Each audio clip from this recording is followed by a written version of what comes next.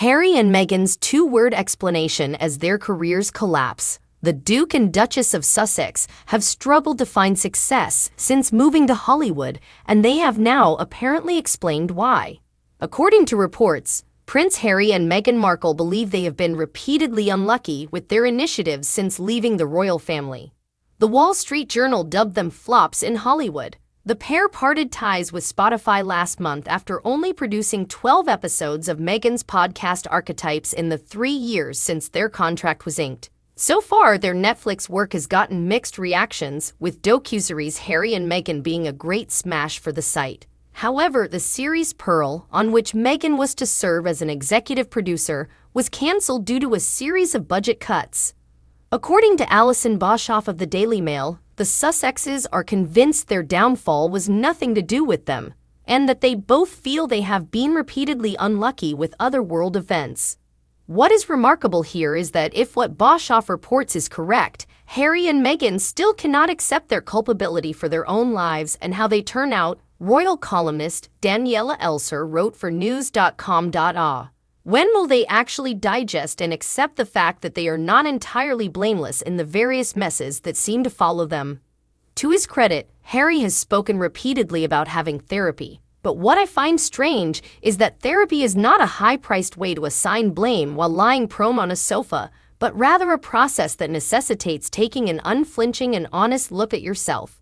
So how can the Duke and Duchess, according to the Mail, still not get it?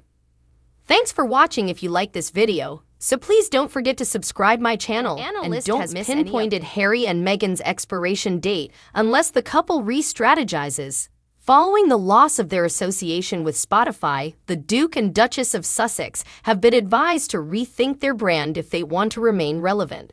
A public relations specialist has predicted that Prince Harry and Meghan Markle will disappear in the next 5 years unless they devise a new re-strategizing strategy. Since standing down as working royals and relocating to California, the pair has inked enormous exclusive partnerships with entertainment behemoths Netflix and Spotify, but it was announced last month that their connection with the latter had ended after only one series of Meghan's podcast Archetypes. Despite the fact that their arrangement has fallen through, Spotify is still described on the Archewell website as having an exclusive partnership with Harry and Meghan, which was formed to spotlight diverse perspectives and voices. Kieran Elsby, a public relations specialist, believes the collaboration is still on the internet to help the Sussexes gain the attention of other brands, since it demonstrates that they are targeting major deals. It is simple, he told the Mirror.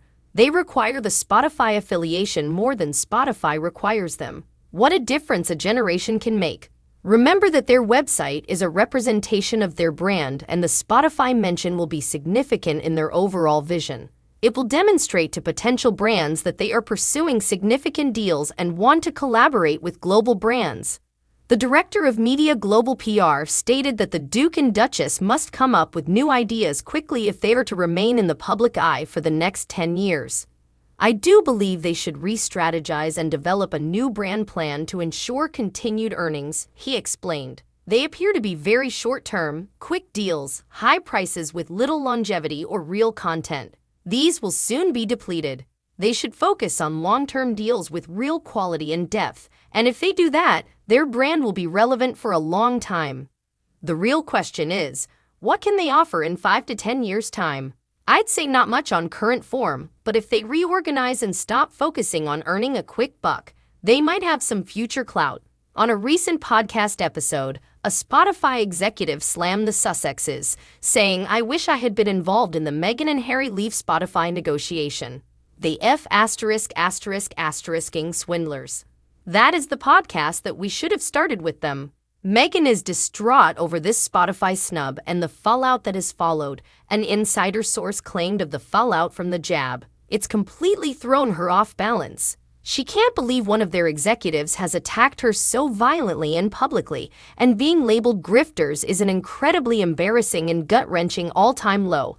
It served as a harsh reality check that things truly do need to change to save their popularity.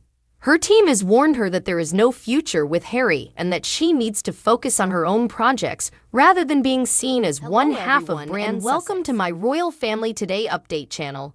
I hope everyone is having a wonderful day. Before we begin, please hit the subscribe button and give this video a thumbs up. Prince Harry's band of brothers is revealed after Duke misses secret best man wedding. A brief glimpse on screen in Harry and Meghan's Netflix documentary revealed the Duke's close male acquaintances. However, it was recently discovered that he missing the wedding of one of his closest friends. The Duke of Sussex's so-called band of brothers have come under scrutiny after he missed to attend the wedding of close friend Jack Mann in Suffolk last weekend. Mr. Mann allegedly served as Harry's secret best man during his own wedding to Meghan Markle in 2018, with a black and white shot of the prince and his best friends after the ceremony appearing on the Sussex's Netflix documentary series. The Duke's closest companions in the image have generally been in his royal circle for many years, with some knowing him since he was a teenager. Adam Bidwell, on the far left of the picture, is a financier and spokesman for Harry's Centibale charity, which is situated in Lesotho. Mr. Bidwell, like many of the others, has known Harry since before he met Meghan and transferred his small family to California, and he served as an usher during Harry and Meghan's Windsor wedding. Next to him is Lord Vivian, whose full name is Lord Charles Crispin Hussey Vivian, or 7th Baron Vivian, and who spends many months of the year in Africa as the director of Tavistock PR. Lord Vivian is reported to have attended Prince Archie's christening due to his contacts on the continent.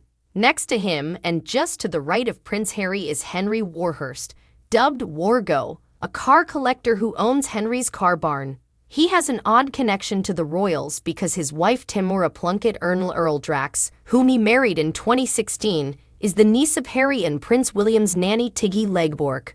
On the other side of the prince sits Charlie Gilkes, who dated Princess Kate's own sister Pippa Middleton and remained close enough for her and her parents to be invited to his wedding to Anaquan Trotha Taylor in Puglia in 2014.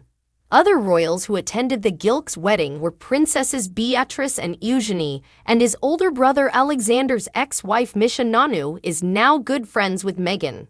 Following that comes Jack Mann, who purportedly served as Harry's secret best man when he married Meghan after the two met at the Royal Military Academy Sandhurst.